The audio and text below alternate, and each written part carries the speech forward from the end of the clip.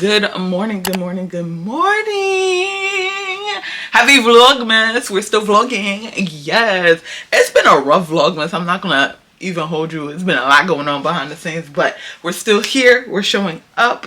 Okay, so today I have something fun that we're doing. But before that, I'm going to go to Target and what was it? Jack's to return the stuff that I got, because I realized, and this is the thing, right? This is the thing, right? I am very much a fiscal financial person. Like, I am very much like the psychologist in me, because that's what I went to school for. And then because I'm very much like, how do I want to say this? Like, basically I study psychology and economics. And finance is very, very like a major thing for me. So me knowing what I want in the future, sometimes you need reminders. Especially because right now in this economy, it's so easy to just spend your money and forget your goals. Okay? So sometimes you gotta tailor it back. Especially because I want you, if you haven't, okay, if money's not your issue, don't worry about this part. Just, skip over to the fun stuff. But if you are trying to fix your finances, right now is the best time to reset, because you need to realize the money that you spend is circling around you and not in your bank account. You need to realize that sometimes you won't get that money back. Everybody be like, oh, the money's gonna come back. I'm gonna be all the way honest. Sometimes you ain't gonna get the money back. The same way people be like, oh, opportunities come here and there, so you don't have to worry if you... No, there are some opportunities, they're not coming back, so you need to be ready now. You need to build a savings account now. I have a savings account, but the place that I want my savings account to be, I'm not there yet. And if you are a person that don't have more than 1,000, don't even have 1,000, don't even have 500, don't even have 100, I'm gonna tell you right now, you need to change everything you're doing starting today and at least put $5 in your savings account. And start trying to do that every week, every paycheck. $5, $2, it doesn't matter how much. Because it's so easy to spend money. And the thing is, people don't realize the lipstick effect. I think that's what it's called, lipstick effect. When we're in an economy that is high in inflation, jobs are being lost, recession, it's a recession. This is when you spend the most, when you don't even have it, because you're looking for little luxuries to make your day feel that much better. I was really like taken aback because I've been watching like a few financial videos. Like, I just started watching like thrifting videos, sustainability videos, then it led to finance videos. And one thing for certain, two things for sure, I love an educational video. I will eat it up. Anything to do better, to improve, to, become my best version. I'm gonna watch it, especially when it pertains to money, because we forget and we need refreshers, okay? And I think I needed a refresher because, one, I'm a little thrift happy. That's one. Two, I'm a little holiday happy. Okay, I might not be spending a whole buku of money, but I'm spending something, And it doesn't matter how much money you make. You should be wise about how you spend your money. You feel me? So I was just thinking, like, I know I want to do my photo shoot, and that's something fun. And it's going to be a memory for me to have, which is priceless, honestly. But I could do it in a smarter way, right? And I realized something that I started doing a while back was finding things to be my signature. That way I don't spend a lot of money, but I still have that classy, chic, sophisticated, oh, this is Joyce, we know this is Joyce type signature, if that makes sense. Like, I started with birthday cards and birthday gifts. So I would do my birthday cards. All of my birthday cards are based that I give to people, or holiday cards or whatever, special occasion cards. It's this beautiful brown card, and when I write, it looks like a hand. Like, it looks phenomenal. It looks phenomenal. If you've been here, you probably see me gift my friend during his birthday. He showed the card, how it looked and everything. Like, with my handwriting, it looks pretty beautiful, because the card itself is like it looks like old paper which gives it that extra like oomph versus a regular card. You get what I'm saying? And I bought a bunch of those because I figured I would use it throughout, and it will last me like 2, 3, 4 years depending on how many birthdays and gifts I give to people, and it will be my signature. So I just realized I could have just did the wrapping paper the same way, and that way I can keep the wrapping paper for however long I want while also using it for more than just Christmas. So we're returning the wrapping paper.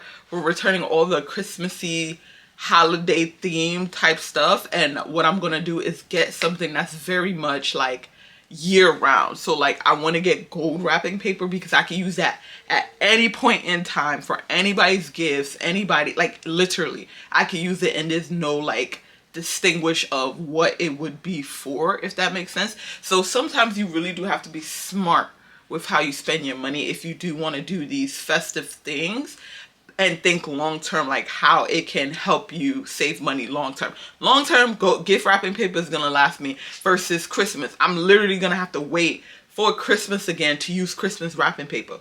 But if I get gold wrapping paper, I can use that year round whenever I get anybody a gift. You get what I'm saying? So yeah, and then with that, I'm also gonna take back the ribbon because I'm not using the ribbons. I'm really not. Y'all saw me. I tried to do that makeshift bow. Wasn't working. We're just gonna get a basic star. And yeah, just everything that I got originally, the bows and stuff like that, I'm returning because it just makes more sense in the long run. Like there's so many other things that I'm trying to do and invest in and save in, that the little things I gotta be a lot smarter about. The little things I gotta be a lot tactical, strategical about. And I was reminded when I was watching this, oh, what is the creator name? He's new. His finance videos are amazing. Oh my God, hold on. Let me see if I can find him real quick. His finance videos are amazing. Straight to the point. No fluff, no muss. Oh, there we go. Hold up. Where'd he go? Where'd he go? Oh, it's Bob Invest. Bob Invest, and then his @ is Bob Invest US. So definitely take a look at that. It's all reminders and honestly some history in how certain things started. Like I didn't know nothing about the Dittery effect, I believe he said. That's what it is. The first video I watched, because it was called The Psychology Behind Unnecessary Purchases. And the way I didn't even need to, I'm sorry, I didn't need to make this a finance, the beginning of this video finance, but I get excited to learn new stuff and share it with you so that, you know, it can help you if you want this information. But like I said, if you don't want this information, you can fast forward to the fun stuff. But yeah, like he was talking about the anchor trap, which is called the Dittery. I'm probably saying it wrong, but I'm gonna link it in the description box below. You can watch it yourself. And he was talking about the anchor trap, and he was telling the story of the guy. His name was Dittery, and he was a great writer. He had a library and all of that. And the story goes is that basically he lost everything because of a robe. He lost all the money that he made because of a robe. And the way it was that the queen at the time bought his library out from him for like $30,000, which I think it's 30 or 50, which be equivalent to $200 US right now, because this was in the 1800s. And he bought a beautiful robe. Mind you, before that, he was finding his library. He had an old dusty robe. He had an old carpet. He had an old, desk. Like, he was happy. He was writing. He was content. He was content. He was content. He was content. He was content. And when the lady gave him the money or whatever like that, he was like, oh, I want to get a new robe. I want to feel luxurious. Yeah. And he bought the robe. And then once he walked into his home again, he sat down at his writing desk. He was like, I don't want to dirty my robe. This desk doesn't go with the elegance of my robe. I need a new desk. So then he bought a new desk. And then he looked at the rug underneath the desk. He's like, this rug is dirty. It don't look like it's supposed to go with this desk and my new elegant robe. I need a new rug. So then he bought a new rug. And then He was like, oh my God, the room don't look good. I need to repaint. I need to buy new frames. I need a new chair. It can't match the elegance of my robe and my desk and my rug. So he fixed the whole room, bought new frames, painted everything, and he stood in his beautiful room and stuff, and he saw the picture of it and it looked great. But in the corner of his eye, far back, he saw the living room looking dusty and crusty and musty. And he was like, oh no, the peripheral view, the perspective of my beautiful writing room and the living room is just no, I need to buy. He went broke. He went broke. He went broke all because of a robe. And this is not necessarily about a robe. This is about an anchor trap, an anchor item, okay? Think about your house. Think about when you first move into your apartment, right? Depending on who you are. When you buy a bed, you need a mattress. Then you get your bed and your mattress. You're like, oh, I need a lamp. Then you get your bed, mattress, and your lamp. You're like, oh, I need a dresser to keep my clothes. Then you get your dresser. Then you be like, oh, I need a rug to make it look pretty. Then there's certain things you do need, and then there's other things that trap you into buying something else. Think about it. And this is why I used to love my games when I was growing up, because I don't know what kind of game this was, but I forgot the name of it. But it was where you had an avatar. It was just like Sims, way beyond Sims. Like, actually, this probably could have been a prototype for Sims. But you had an avatar and you had work, and then you had to buy items and stuff like that. And the one thing that I loved that this game did was that before you bought an item, it showed you the breakdown of the item cost, the materials, and then it told you the upkeep. The upkeep. And that's what we forget to think about when we buy things. That's what the anchor trap is. You buy one item and all of a sudden you need another item. Great example. You start going to the gym. You want to get fit. Your whole focus is to get fit, lose weight. Now you're like, oh, I'm losing weight. Wait, I need better clothes. Oh no, I need better clothes. I need to look right when I go to the gym. Mind you, gym clothes does make you feel better depending on who you are to like mentally go there. However, there's a limit to how many gym clothes you need. Let's be real honest, okay? So you buy new clothes. Then you're like, oh, I want to do workout classes. I need a better gym membership. Oh, I need a Peloton bike. The price start racking up. Oh, I need better workout sneakers. I need this. I need that. And all you did was go to the gym. Mind you, you could have had t-shirts already, leggings already, sneakers already. You could have just started with that and waited. Especially if you're doing weight loss. Sometimes it's better to just wait. If you don't have nothing at all, get it off a sale or a discount at least. But you don't realize how many things trigger you to buy something else. How many things trigger you to buy something else, especially if you live in a new apartment, especially like you end up spending money you never had planned to spend.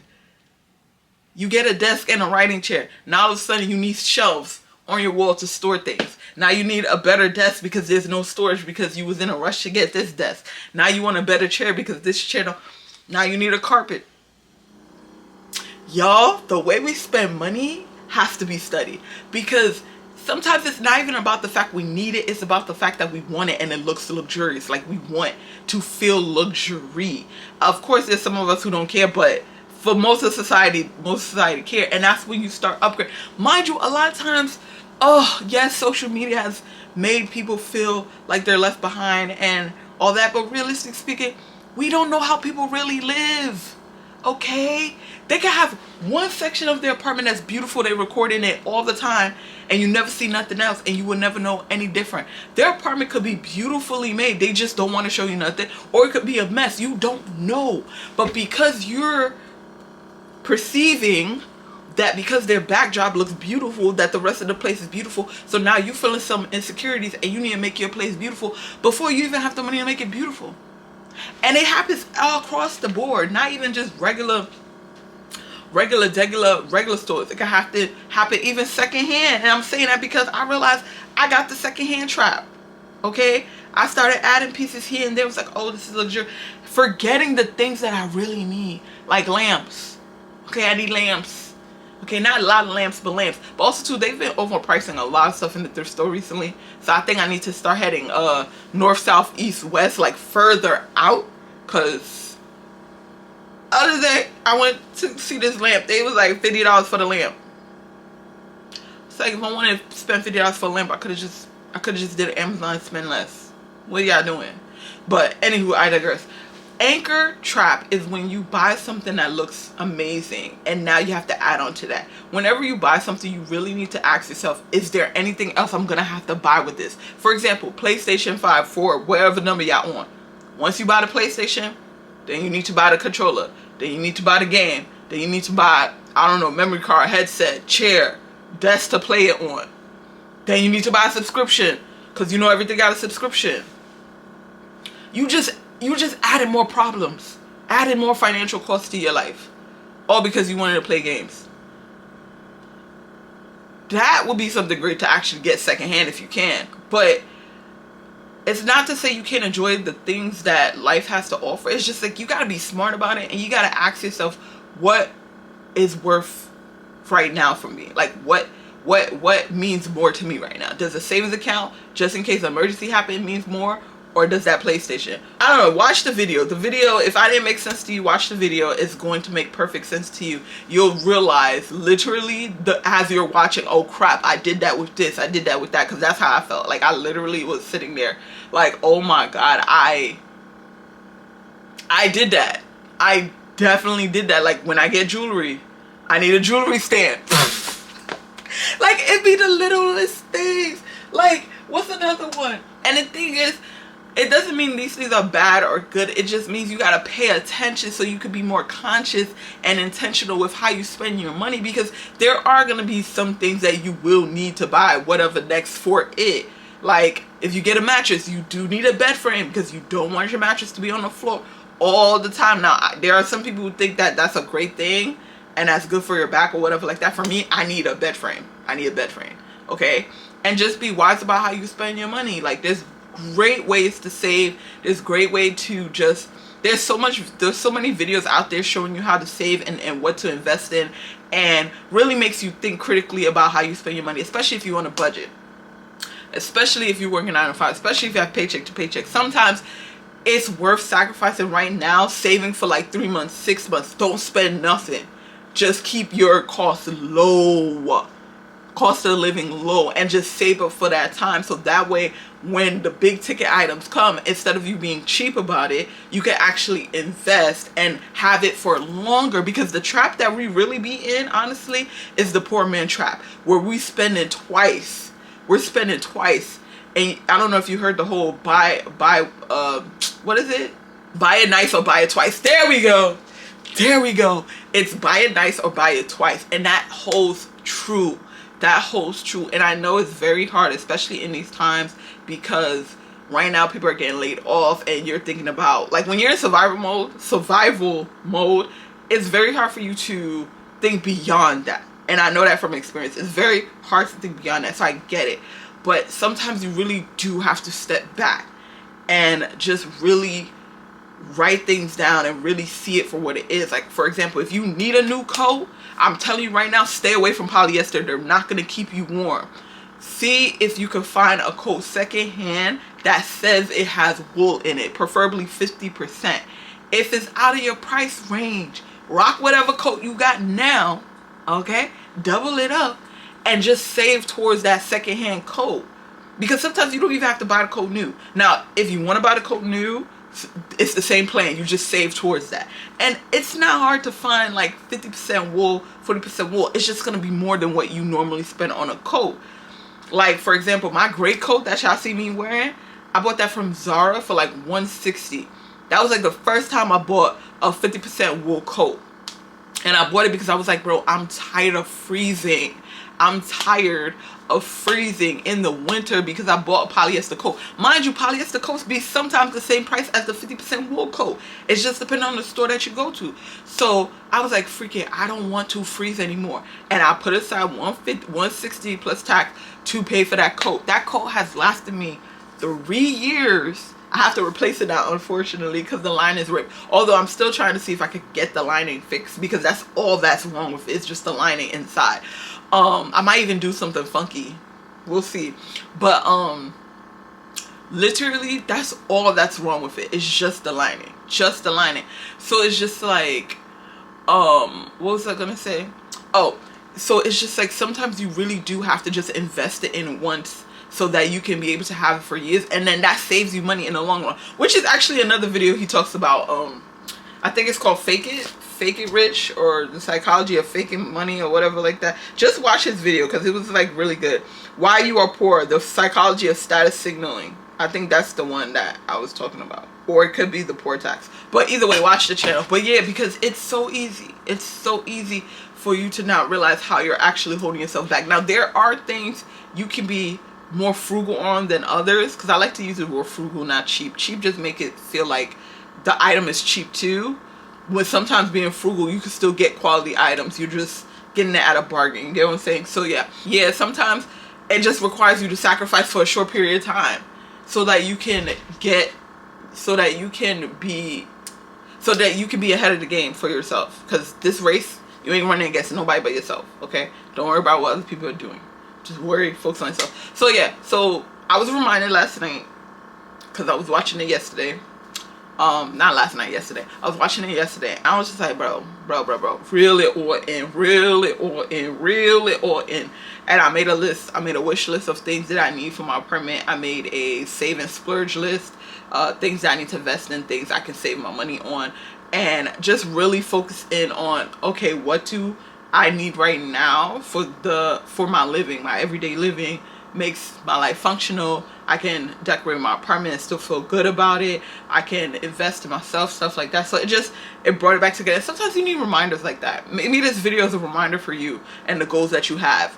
You know, maybe it's a reminder for you to start your savings. I hope it is, like, because you can't go into 2026. You can't go into any new year, new month doing the same things if you want to see a change in your life. Like you really just can't. And it's important that you expose yourself to information that's going to help you. Not too much now, because then you get overwhelmed and you don't know where to start, but enough where you are consciously thinking, and then set reminders so that when you do fall short, you can just get back up and start again. Like, it's nothing wrong with like making mistakes as long as you're learning from them. You know, like at the end of the day, we will fall short because we're human. There's gonna be moments where we just, you know, want to FOMO, but you gotta reel it back in sometimes. So today we're reeling it back in. I'm gonna be honest, I love y'all. I am going to just make this a finance video, and the next video is going to be the fun video, because I just realized this could have been a long video. I don't know until I edit. But yeah, so that was my TED Talk, my financial TED Talk by Joy. I hope you enjoyed it, the impromptu TED Talk about finances during this holiday season, because we really need to think about our money, especially those of us who are under income bracket, lower income, middle income, you know, because the rich stay rich because they're not spending as much as us, even though it seems like it. Now, for the 1% that do, we ain't talking about them, because a lot of times they be going bankrupt too and you just don't know it. But we ain't talking about them. I'm talking about literally they're not thinking about the cost because they're making money. If you are not making the same money you're spending, you need to not spend that money. And I'm literally saying, like, the day you spend money, you still make money that day. You don't got no investments and no savings? Look around in your room, look around in your apartment, look around in your home. All of that used to be money. And some of the stuff you don't even touch. Some of the stuff you bought for guests, or if you have guests. You got 1,001 journals because you've been trying to journal, but it's not for you. You got a whole bunch of paper, whole bunch of pillows on your what is it called, your couch. Now this is the thing, if you have a hobby, if you have something you like to collect, like, those things are okay, but even hobbies are expensive, so you need to be mindful. Okay, that's another thing I wanted to talk about too, because everybody was like, get a hobby. Y'all, hobbies expensive as well. Whether it's a workout, whether it's a puzzle, whether it's candle making, whether it's you want to go to different types of class, they cost money. So you can't be trying every damn hobby if you broke. Gotta pick one or two, maybe for 3 months. Every quarter pick one or two, or pick one. Every quarter pick one to try. I don't know how your budget is, but be realistic, all the way realistic. Down to buy the little kits. Okay, they might not be high quality, but it gives you what you're trying to do, and you can see if you actually like it before you spend more money on the more, you know, quality stuff. Anywho's, thank you for coming to my finest TED Talk. That was another I can't believe I had a finance Vlogmas video. That's how, like, it was very impromptu. But yeah, I'm going to go return this stuff to the places that I got it from so I can get my coins back, because we need things that are going to make our life better. And you know, these just ain't, they're gonna, literally I was thinking about, they're going to just sit around and I'm gonna be upset looking at them. So I'm still in the return window. We're gonna go return it. So thank you so much for watching. Go watch the next video because we're gonna do something fun in the next video. If you did enjoy this video, be sure to like, comment, and subscribe. If you're new, what's up, girl? My name is Joy. Thank you for joining the crew. And if you're OG, triple OG, okay? Thank you for the love and support always and forever. I'm thinking about opening a Patreon account only because people have been saying it's becoming a lot better for creators to see their worth through Patreon versus YouTube.